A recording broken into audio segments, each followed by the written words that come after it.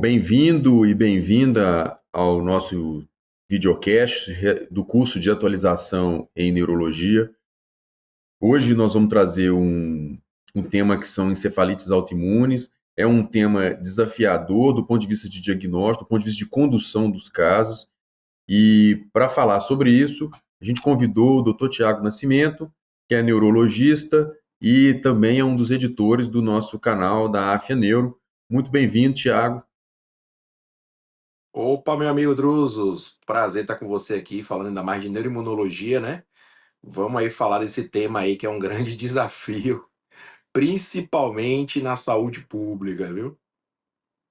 Esse aí é desafiador mesmo. É, é, não, com certeza, é desafiador, mas não é só na saúde pública, saúde pública e saúde complementar, assim, mesmo na rede privada é um diagnóstico muito Verdade. difícil, é um diagnóstico sempre difícil, desafiador, assim, tem que ter um índice de suspeição muito alto, né, para a gente conseguir Isso. fechar esses diagnósticos, e eventualmente às vezes a gente até trata sem conseguir, né, fechar exatamente um diagnóstico desse. Eu queria começar então, Tiago, com um questionamento que você trouxesse para a gente tentar se definir dentro, né, uma definição conceitual mesmo, para a gente não criar uma confusão com outros diagnósticos, né? O que são essas encefalites Aham. autoimunes? Conta para a gente aí, o que está dentro desse balaio, dentro desse guarda-chuva desse diagnóstico? Perfeito, perfeito. Então, encefalites autoimunes basicamente são as encefalites, ou seja, uma inflamação cerebral e que vai estar ligado a um processo imune, né? Como o próprio nome diz. Mas a grande dica que eu dou para definição é que ela, se você não pensar nessas características que a gente vai trazer agora nesse cast aqui, esse videocast, você nem vai pensar, vai passar em branco. Por quê? Dentre as encefalites, elas são as mais raras. Porém, elas podem ser extremamente incapacitantes e ter cursos variáveis dependendo do anticorpo. Então, encefalite, inflamação cerebral, pensar em sintomas principalmente corticais, gente. Então, se a gente está diante de uma encefalite, a primeira coisa que a gente pensa não é a encefalite autoimune. São as encefalites relacionadas à infecção. Então, quando a gente pensa em infecção, né, a gente tem que lembrar que o conceito de encefalite é alterações de córtex, é crise convulsiva, é principalmente alteração comportamental. Isso vai caracterizar essa inflamação. Ah, doutor, pode ser uma meningoencefalite? Sim, pode ter, mas a gente vai focar aqui mais em encefalites, né? Então, esses sintomas de alteração comportamental, crise convulsiva, talvez alguns pacientes de déficit motor, mas não é tão característico. É essa mudança comportamental. Eu acho que é o grande ponto. Somado à crise convulsiva é o que chama mais atenção, essa inflamação do encéfalo. E aí, assim, pensar em encefalite autoimune é botar ela como diagnóstico diferencial da principal causa, que é essas questões infecciosas. Não devemos confundir, claro, com as encefalopatias. E aí pode ser desafiador, sim. Mas esses pacientes têm mais comemorativos, principalmente quanto à questão de nível de consciência. Nível de consciência, doutor, você gosta de botar? Eu gosto, assim, para facilitar meu entendimento de encefalite, botar como alteração comportamental também pode ser sonolência, também pode ser rebaixamento. Mas as encefalopatias, no caso, a encefalopatia hepática, a encefalopatia por uma disfunção renal, por uso de alguma medicação, ela também pode estar nesse diagnóstico diferencial. O que vai ajudar a gente é justamente pensar nisso. Então, se eu tô com a ideia de uma encefalite, a autoimune vai estar lá, embaixo. Ela não precisa ser a primeira, mas a gente precisa entender se a gente precisa tratá-la. E aí é que é o detalhe. Para tratá-la, poxa, por que você está falando de tratamento? Porque quando a gente está diante do encefalite, perder tempo pode ser fatal. E olha que eu não estou falando nem da autoimune, eu estou falando da viral mesmo, eu estou falando da infecciosa. Então, o tratamento vai ser iniciado. Não necessariamente vai ser para um quadro imune, mas sim para um quadro infeccioso. Então, por que eu estou falando isso para vocês, gente? Eu já estou trazendo tratamento para entrar nesse conceito. É que você entenda que ela faz parte do diagnóstico diferencial sempre que eu estiver diante de um quadro infeccioso. E o infeccioso deve ser o primeiro.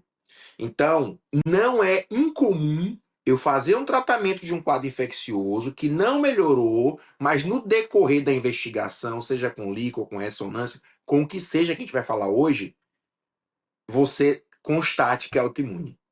Então, ela é um diagnóstico diferencial que sempre deve estar lá e você perceber se ali eu estou se tratando de um quadro infeccioso ou realmente já era outra coisa, certo? Eu vou trazer mais, falar sobre mais sintomas dela, mas pensa inicialmente nisso. Alteração comportamental e crise convulsiva que pode estar na infecciosa também. Eu não sei se eu consegui trazer a ideia daqui do raciocínio, Druso, mas isso é muito mais porque o objetivo é a gente entender que encefalites autoimunes são raras, porém, eu não posso perder esse time. Tiago, acho que foi muito claro, foi muito bom. Eu queria agora trazer uma outra questão, que é quando a gente pensa em cefalite autoimune. E aí eu queria trazer, né, vou trazer o que eu estou lembrando aqui, o que eu estou pensando, e você pode completar. Mas eu vejo assim, tem algumas Perfeito. situações que são bem desafiadoras, né? Por exemplo, É, diagnóstico de encefalite autoimune, por exemplo, diferencial, né? Você trouxe isso com muita clareza, a gente precisa de, de entender que, como é um diagnóstico raro, eu tenho que tá. excluir outras coisas que se confundem, né? Então, eu queria Perfeito. trazer primeiro, assim, a confusão com o delírio. Com delírio, Ah, um ótimo. paciente idoso que entra em delírio, tá? A primeira confusão que eu queria trazer é essa. A segunda confusão que É, eu queria trazer é com quadros psiquiátricos, que é outra coisa. O paciente às vezes perfeito. começa com quadro, quer dizer, isso é um quadro psiquiátrico puro, é um quadro psiquiátrico catatônico, isso é um quadro psiquiátrico comportamental, é uma insônia, isso é um transtorno bipolar. Quer dizer, como é que a gente arrasta, como é que a gente conduz um caso, né? Pensa em uma coisa ou outra. E a outra situação é o paciente da convulsão, né? Quando é que eu penso que uma convulsão ela é uma encefalite autoimune ou ela é uma convulsão só, ou ele é um status por um outro motivo, alguma coisa, eu queria que você trouxesse. E se você ainda lembrar mais alguns, você ainda me Perfeito. fale desses, do ponto de vista síndrome, que confunda Não, muito a gente, assim. perfeito. Né? Perfeito. Não, sua linha aí que você trouxe essas três pontos aí é muito interessante. Por quê? Onde é que está o paciente da encefalite autoimune? Ele às vezes está com um psiquiatra. Por quê? Vamos para alteração comportamental.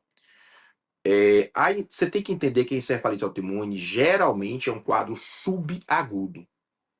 Então o que é que acontece? Ele não vai ter habitualmente aquela velocidade, e isso, gente, não é uma regra. Isso é ideia geral, certo? Lógico que eu tenho encefalites autoimunes muito, que evolui muito rapidamente. Porque as encefalites autoimunes ela entram num conceito de demência rapidamente progressiva. Que a gente sabe que lá no livro vai estar gente dizendo que é 3 meses, gente dizendo que é até 6 meses, gente dizendo que é até um ano e relatos até de 2 anos. Então, assim, é muito variável esse tempo de demência rapidamente progressiva, mas é aquela demência que avança mais rápido do que uma demência habitual daquelas que a gente lida lá no consultório, que é uma demência, por exemplo, de Alzheimer. Então, é um quadro comportamental que aconteceu de maneira mais rápida. Então, abrindo a caixinha de transtornos psiquiátricos, extremamente comum. Então, um paciente está lá na psiquiatria e os sinais de alarme que vão chamar a atenção para a gente é o quê? Paciente com transtorno psiquiátrico fora da faixa etária ideal, entre aspas. Da faixa etária esperada, melhor dizendo. Para corrigir, vamos botar ideal, vamos botar esperada. Então, se é um paciente que tem um transtorno psiquiátrico numa faixa etária que a gente não espera ter aquele transtorno psiquiátrico, já está estranho. Paciente com transtorno psiquiátrico que não melhora e só vai piorando progressivamente. E que esse transtorno psiquiátrico leva à crise convulsiva. Já vou trazer fatores confundidores. O uso de neurolépticos diminui limiar convulsivo. Guarda esse detalhe. O uso de neurolépticos traz aí, talvez por quarto tipo aí, que faz parte desse grupo psiquiátrico, Druzes, que é os pacientes que fazem uma síndrome que pode ser o diagnóstico diferencial aí. Ou não. Pacientes que fazem síndrome neuroléptica maligna. Poxa, Tiagão, o que é que tem a ver síndrome neuroléptica maligna com encefalite autoimune?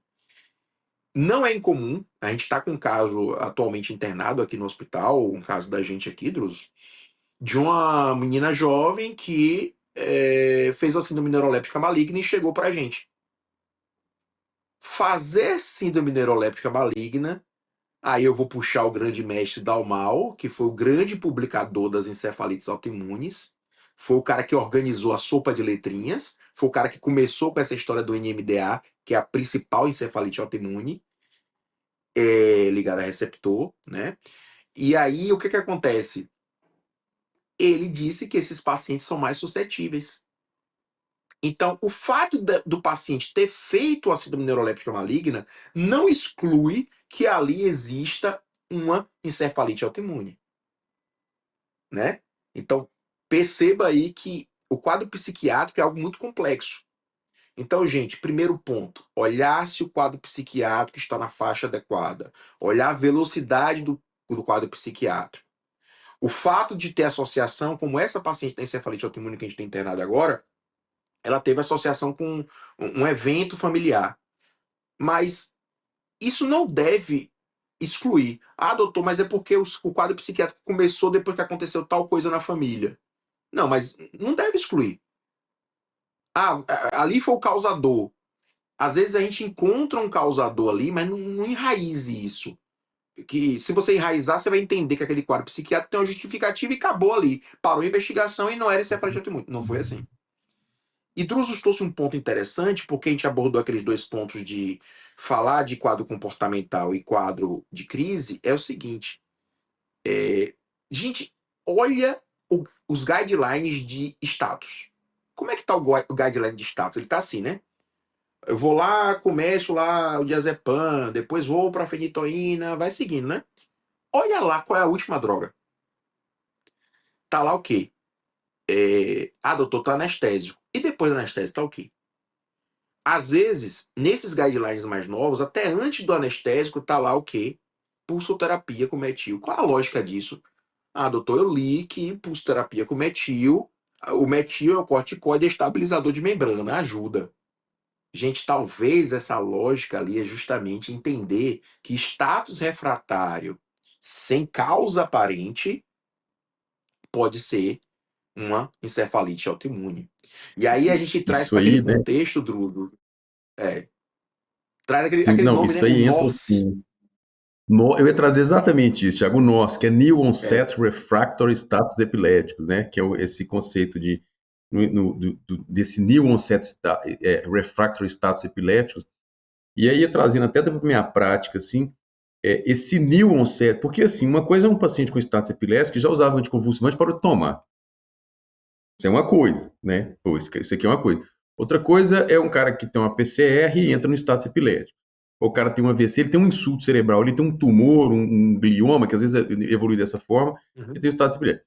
Agora, aquele, né, sei lá, aquela menina, 23 anos de idade, que entra no status epilético sem causa, ou isso é uma encefalite viral, né, tipo um herpes que deu essa encefalite nela, ou isso é uma encefalite autoimune. Né? Eu te falar que assim, eu não consigo trazer na minha mente assim qual que é a porcentagem que vai estar nesses quadros, mas a maior parte dos pacientes vão estar num desses dois diagnósticos. Você tem um encefalite viral ou você tem um encefalite autoimune trazendo aquele quadro é, epiléptico ali.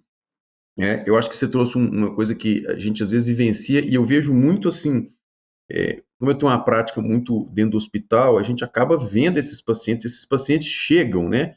E não Sim. falando que o colega teve um erro médico, porque às vezes quem está no hospital, eu vejo muito pessoal Não. falar isso, né? Ah, mas teve tal quadro, tal coisa, Não. e fica achando que é fácil demais. Não. Né? Para a gente que pega depois é mais fácil mesmo, né? Mas assim, essa Isso. coisa da Isso. alteração psiquiátrica e convulsão tem que acender uma luz vermelha para doente, assim, para encefalite autoimune muito forte, porque os pacientes costumam ter essa história.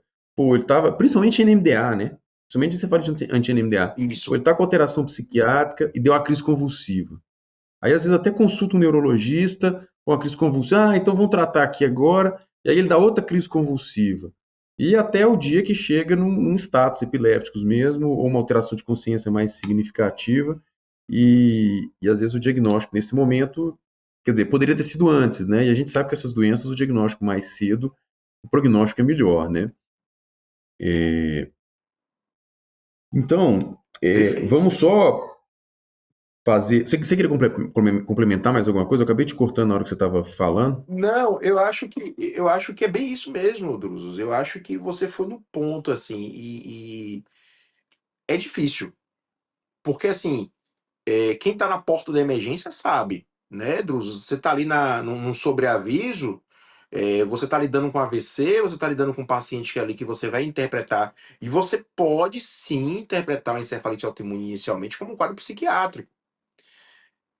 O que eu tenho que chamar a atenção, talvez, Druso, é um sintoma que facilita um pouco mais esse diagnóstico, que aí vai vir o terceiro grupo de sintomas. Que eu gosto de dividir assim, porque assim, se eu falar desse sintoma antes, o cara meio que fica só esperando ele, que são sintomas motores, que são sintomas de transtorno de movimento. Vamos dizer para facilita mais para a gente se a gente já teve um raciocínio na alteração de comportamento e crise convulsiva, e quando vir um transtorno do movimento, você já entende, você já meio já pega assim, sabe? Poxa, ali deve ser realmente uma encefalite autoimune. E nisso pode passar muito tempo, né? Mas pode Então, assim, continuar. e é transtorno de movimento, não, eu acho que é até Antônio. legal, assim, para caracterizar, né, transtorno de movimento que a gente pode ter, né, é, principalmente encefalite anti-NMDA, que é as cinesias orais, né, que são oromandibulares, que são muito Muito. comuns, e outros tipos de encefalite você pode ter crises fácil-braquiais, são crises, né, que são Isso. esses transtornos de movimento que dão a dica mesmo.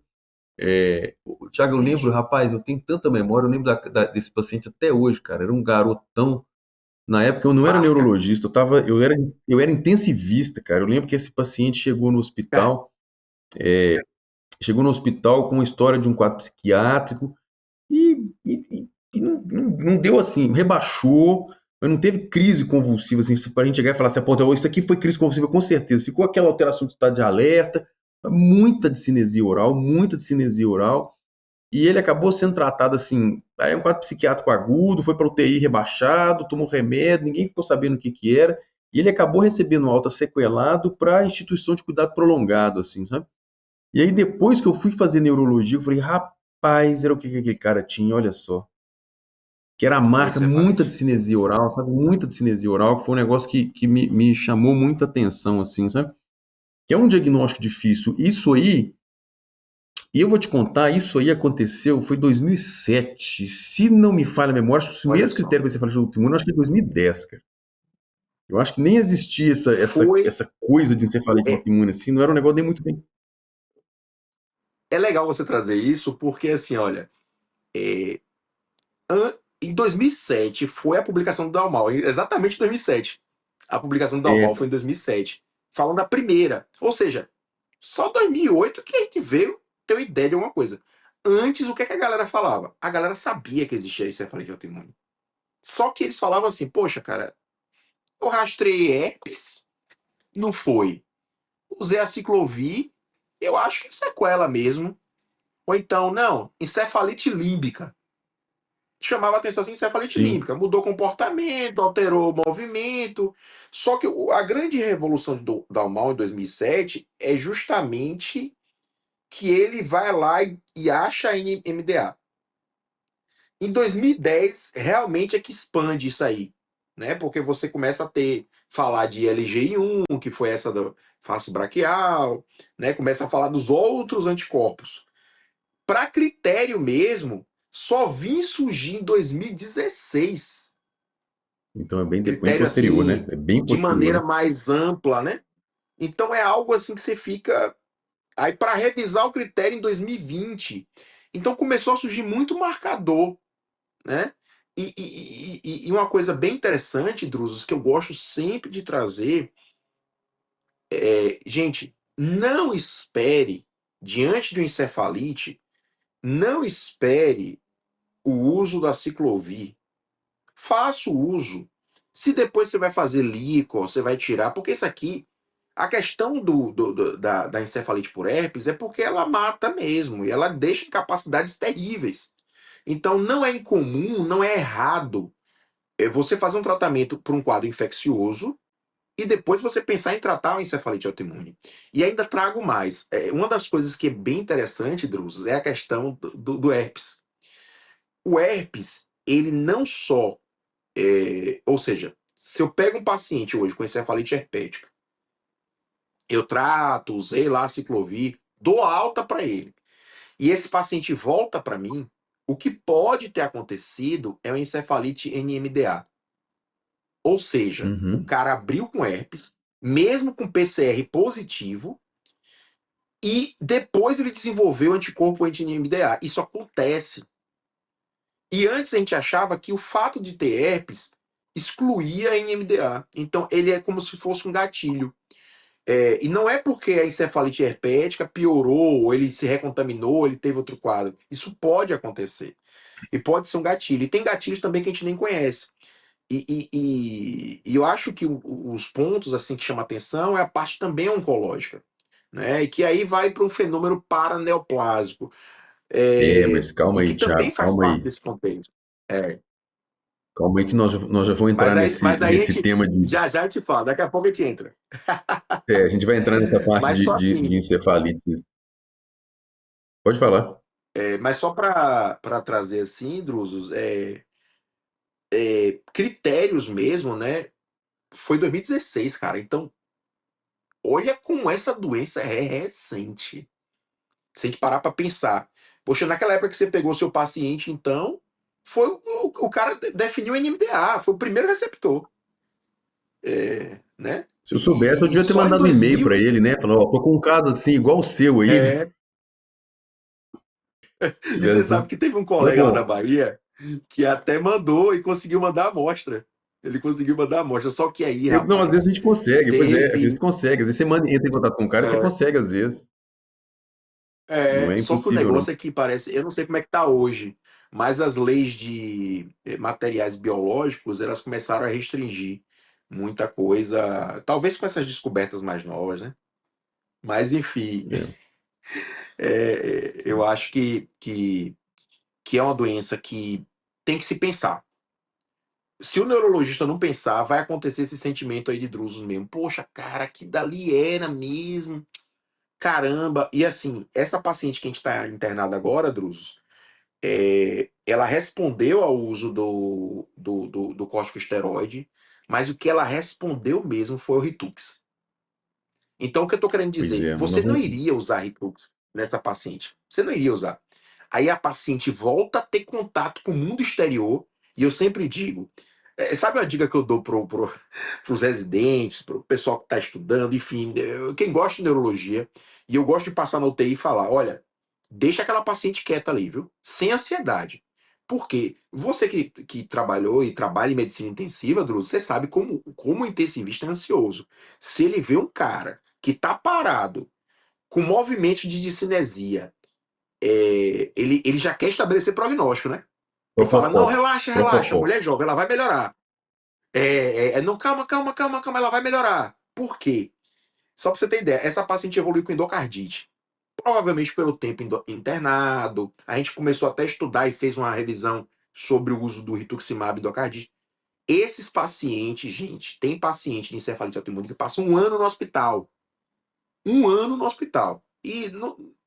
Lá na frente, daqui a pouco, a gente vai falar sobre prognóstico. Né? Segundo bloco, a gente fala sobre É isso prognóstico. aí. Só para você É isso aí. dizer. É isso aí, Thiago. A gente vai parar aqui nesse momento. Agradecer o Thiago, agradecer a todos vocês que nos assistiram. E a gente se continua com as encefalites, um pouco mais de especificidade dentro das encefalites com marcadores onconeurais ou das encefalites autoimunes paraneoplásicas. Nós vamos falar também das encefalites superficiais, com anticorpos antisuperficiais. Na segunda parte, exclusiva para quem está assinando ou fazendo o curso de atualização em neurologia. Até nosso próximo encontro. Valeu, pessoal.